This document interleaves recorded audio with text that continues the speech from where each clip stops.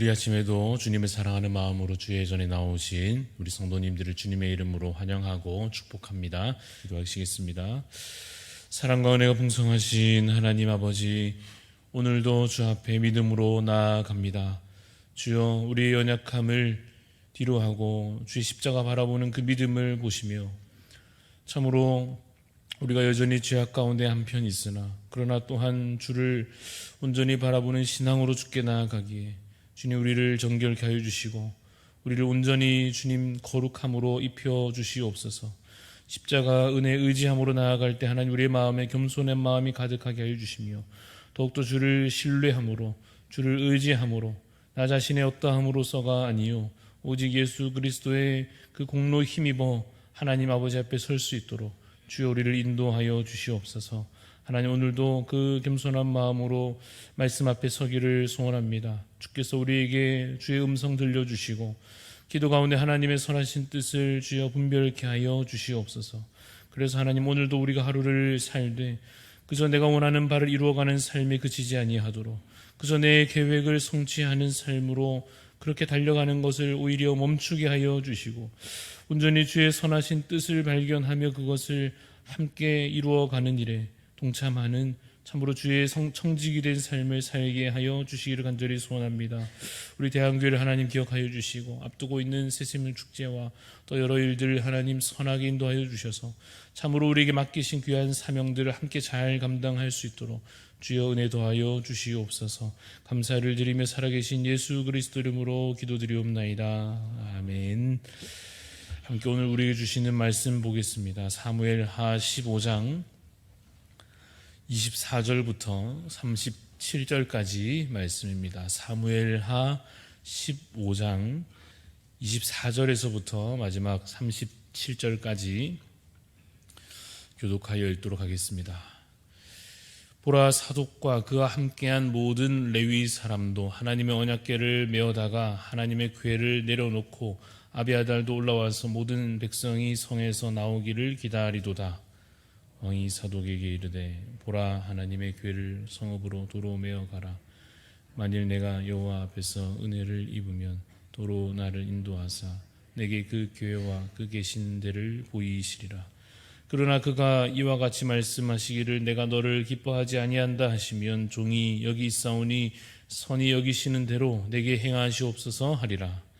왕이 또 제사장 사독에게 이르되, 네가 선견자가 아니냐? 너는 너희의 두 아들 곧 내 아들 아히마스와 아비아달의 아들 요나단을 데리고 평안히 성읍으로 돌아가라. 너희에게서 내게 알리는 소식이 올 때까지 내가 광야 나루터에서 기다리리라 하니라. 사독과 아비아달이 하나님의 궤를 예루살렘으로 도로 메어다 놓고 거기 머물러 있으니라. 다윗이 감난산 길로 올라갈 때 그의 머리를 그가 가리고 맨발로 울며 가고, 그와 함께 가는 모든 백성들도 각각 자기의 머리를 가리고 울며 올라가니라. 어떤 사람이 다윗에게 이르되, 압살롬과 함께 모반한 자들 가운데 아히도벨이 있나이다 하니, 다윗이 이르되, 여호와께서 원하옵건대 아히도벨의 모략을 어리석게 하옵소서 하니라. 다윗이 하나님을 경배하는 마루턱에 이를 때에 아렉 사람 후세가 옷을 찢고 흙을 머리에 덮어쓰고 다윗을 맞으러 온지라. 다윗이 그에게 이르되, 네가 만일 나와 함께 나아가면 내게 누를 끼치리라. 그러나 네가 만일 성읍으로 돌아가서 압살롬에게 말하기를, 왕이여, 내가 왕의 종이니이다. 전에는 내가 왕의 아버지의 종이었더니 이제는 내가 왕의 종이니이다 하면 내가 나를 위하여 아히도벨의 모략을 패하게 하리라. 사독과 아비아달 두 제사장이 너와 함께 거기 있지 아니하냐?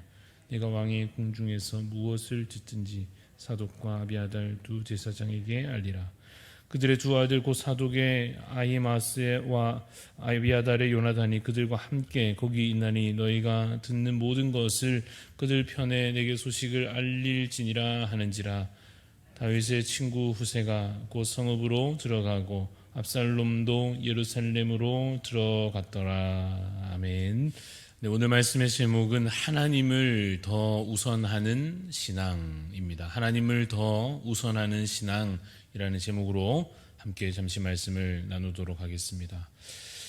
명품 가방에 대한 그런 우스갯소리 중에 진품인지 아니면 가짜인지 감별하는 방법에 대한 그런 우스갯소리가 있지요.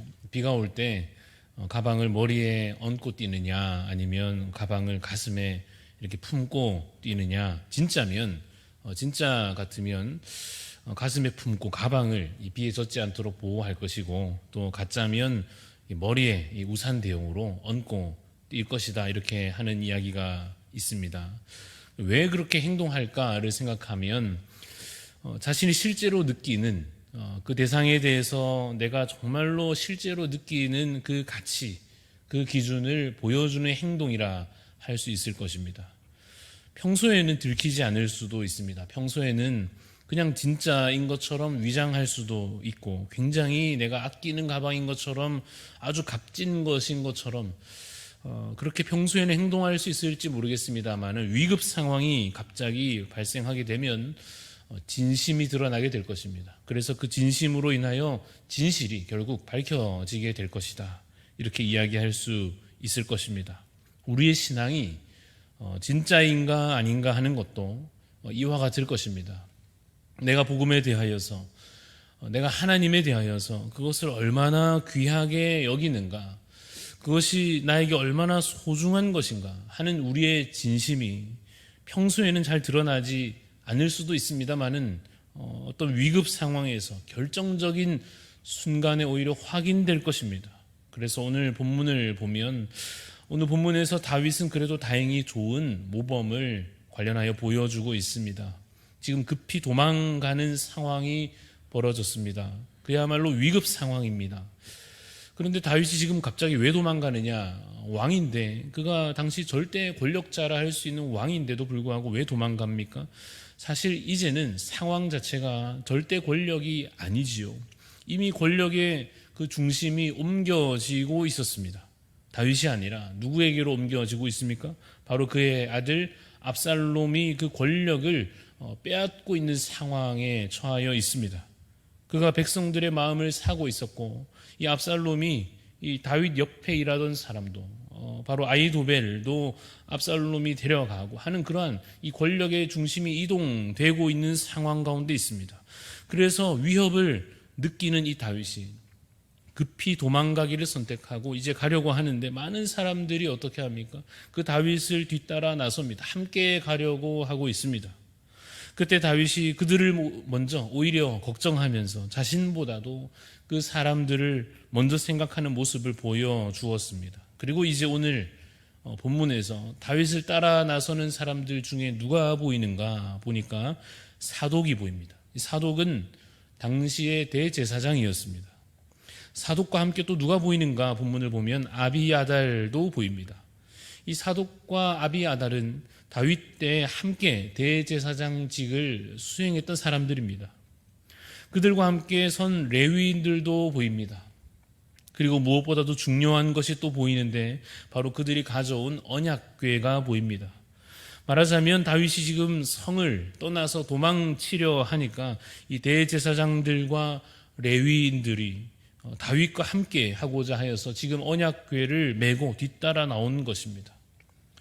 여러분, 솔직히 인간적인 마음으로는 불안해서든 혹은 욕심으로든 인간적인 마음으로는 이 제사장들과 이 언약궤가 함께 하는 것이 훨씬 마음 편하고, 또한 뭔가 든든하고 그렇지 않습니까? 그리고 앞으로를 혹시 도모하기 위해서라도 이 함께 하는 것이 훨씬 더 유리해 보입니다. 그리고 솔직히 다윗이 언약궤를 되찾기 위해서 얼마나 공을 들였습니까? 또한 다윗은 단순히 그 물건으로서의 언약궤를 그냥 욕심부린 것이 아니라 그 안에 담겨져 있는 의미, 하나님의 임재라고 하는 것에 대해서 얼마나 그가 사모해 왔습니까? 심지어 지금 이 대제사장들이 의리로든 충성으로든 그렇게 함께 나서고 있으니 얼마나 또 잘 된 일입니까?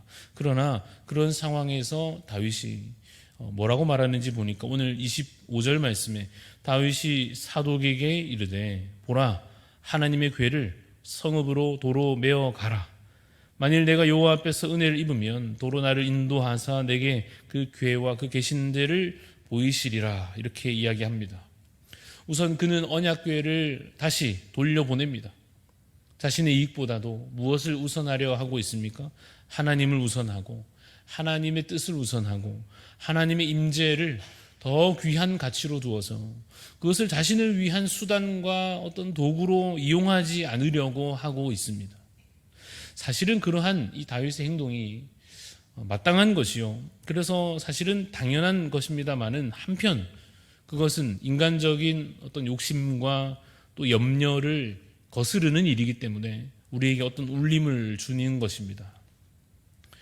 그래서 이 장면을 우리가 함께 오늘 살펴보면서 그리고 우리 자신을 또 되돌아보면서 혹시라도 우리가 더 나은 가치이고 또한 목적이어야 할 것을 그저 나를 위한, 그저 내 유익을 위한 그런 수단으로 삼으려 한 적은 없는가 하는 생각을 하게 되는 것입니다. 예를 들면 예배드리는 것을 목적으로 하는 것과 수단으로 삼는 것은 전혀 다른 엄청나게 큰 차이가 있는 문제이죠.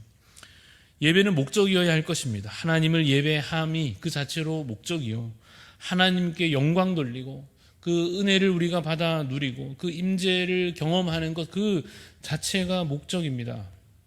그런데 만약 우리가 예배하는 것이 우리의 예배드림이 내가 다른 사람들에게 인정받기 위한 수단이 되어버리면 어떻습니까? 예를 들어서 내가 새벽에 나와서 앉아있는 것이 하나님을 예배하며 말씀을 겸손히 귀 기울여 듣고 또 그것을 은혜로 내가 받고 또한 기도 가운데 하나님의 뜻을 겸손히 아뢰는 것이어야 하는데 만약에 그런 것이 아니고 인정받고자 함이요 나를 그저 높이고자 함이요 그저 인간적인 유익을 얻고자 함이라고 한다면 어떻습니까? 주객이 전도된 것입니다. 바뀐 것입니다. 목적이 수단이 되고 마는 것입니다. 하나님을 높여드려야 할 그 예배가 그저 나 자신을 높이기 위한 도구로 전락하고 마는 것입니다.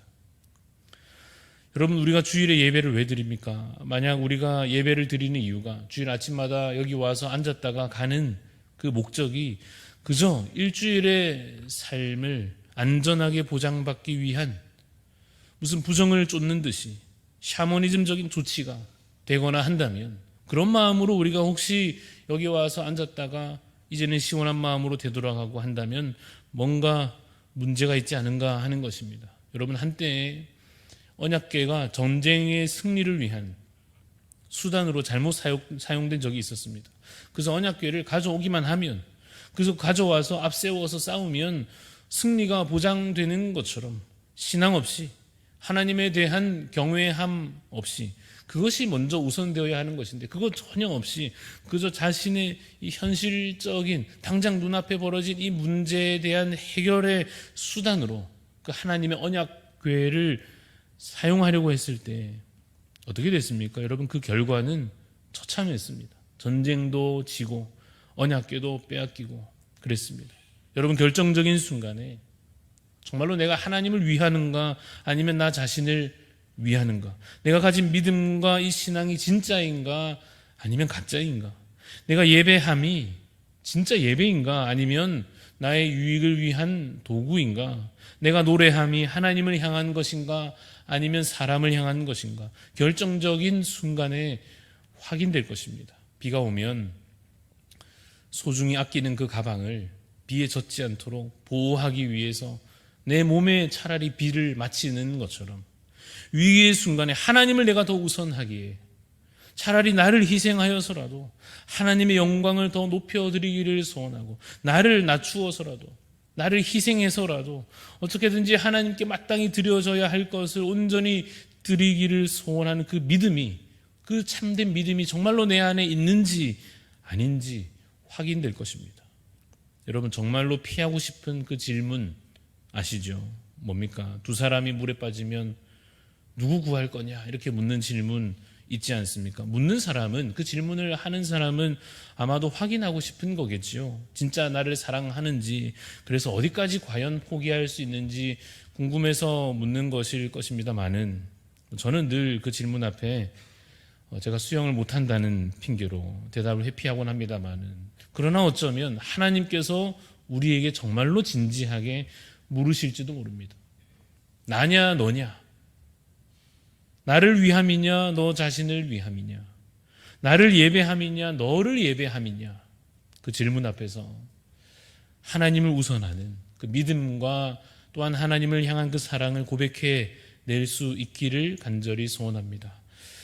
다윗이 이 언약궤를 돌려보내면서 이렇게 말합니다. 26절을 보면 그러나 그가 이와 같이 말씀하시기를 만약 하나님께서 말씀하시기를 내가 너를 기뻐하지 아니한다 하시면 만약 하나님께서 다윗 나 자신에 대하여 하나님께서 내가 너를 기뻐하지 아니한다 하시면 종이 여기 있사오니 선히 여기시는 대로 내게 행하시옵소서 하리라. 그게 주님의 뜻이면 그것이 하나님의 뜻이면 나는 겸손히 주님의 뜻이 옳습니다 할 것이다. 내가 억지로 내 욕심으로 내 염려로 이 일을 잘못 그릇 행하지 아니할 것이다 라고 그가 나름대로 그 신앙을 아름답게 드러내 보이고 있습니다. 여러분 결과를 모르지만 하나님의 뜻에 맡겨드리는 것이죠. 다시 내가 성으로 돌아올 수 있을지 없을지 하나님께서 나를 지켜 보호하여 주셔서 다시 높이실지 아니면 그저 낮추실지 알 수 없지만 그 두려움과 현재 어쩔 수 없는 그 염려 가운데 지지 않으려고 하는 것입니다. 불안한 미래를 앞두고도 내 욕심대로 행하는 것이 아니라 하나님의 뜻을 기다리고 있는 것입니다. 여러분 이러한 믿음을 보였던 또 다른 사람들이 있었죠. 다니엘의 세 친구들이 그랬습니다. 불구덩이 앞에서 그 죽음의 위협 앞에서 우상 숭배 안 하면 죽인다는 그 위협 앞에서 하나님께서 어떻게 하실지는 알 수 없지만 주께서 살려주실지 죽게 내버려 두실지 알 수 없지만 그래도 신앙을 버리지 않고 우상에 무릎 꿇지 않았던 그들과 같이 오늘 우리도 그들의 모범과 같이 신앙을 지키고 하나님을 믿고 의지하며 두려움과 욕심에 지지 않기를 소원하는 것입니다. 그래서 결정적인 순간에도 내가 아니라 하나님이요 정말 위기의 순간에서도 내 이익이 아니라 하나님이요 내 자존심이나 내 명예가 아니라 하나님이요 내 미래의 안전이 아니라 하나님을 우선하는 그래서 참으로 예배하며 참으로 하나님을 높여드리는 겸손한 종으로 살아갈 수 있기를 간절히 소원합니다. 기도하시겠습니다. 하나님 아버지 주 우리에게 믿음 더하여 주셔서 하나님 두려운 상황 가운데에서도 미래에 대한 염려가 가득할 때에도 혹 내 마음의 욕심이 끓어오르는 그 순간에도 주 우리에게 참된 믿음으로 인하여서 하나님을 더 앞세우며 하나님을 더 우선하며 하나님의 뜻 앞에 겸손히 무릎 꿇는 주의 종이 되게 하여 주시옵소서. 주님 우리는 참으로 연약합니다. 하나님 주신 그 말씀이 아니라 내 마음에 먼저 일어나는 감정과 내 이성적인 판단과 내가 그저 행하여 왔던 그 습관에 치우쳐 살아갈까 두렵사오니 하나님 오늘도 이 말씀으로 우리의 마음을 가득 채워 주시옵소서. 우리를 주의 말씀으로 인도하여 주시옵소서. 주님 주께서 어떻게든지 우리의 삶을 붙드시고 인도하실 것을 믿는 믿음 가운데 거하게 하여 주시며 그래서 하나님 참으로 예배답게 드려내며 삶을 온전히 주님을 더 1번으로 가장 최우선으로 두는 삶으로 살아낼 수 있도록 하나님 오늘도 우리의 주인 되어 주시옵소서. 감사를 드리며 살아계신 예수 그리스도 이름으로 기도합니다. 아멘. 하늘에 계신 우리 아버지여 이름이 거룩히 여김을 받으시오며 나라가 임하시오며 뜻이 하늘에서 이루어진 것 같이 땅에서도 이루어지이다. 오늘 우리에게 일용할 양식을 주시옵고 우리가 우리에게 죄 지은 자를 사하여 준 것 같이 우리 죄를 사하여 주시옵고 우리를 시험에 들게 하지 마시옵고 다만 악에서 구하시옵소서. 나라와 권세와 영광이 아버지께 영원히 있사옵나이다. 아멘.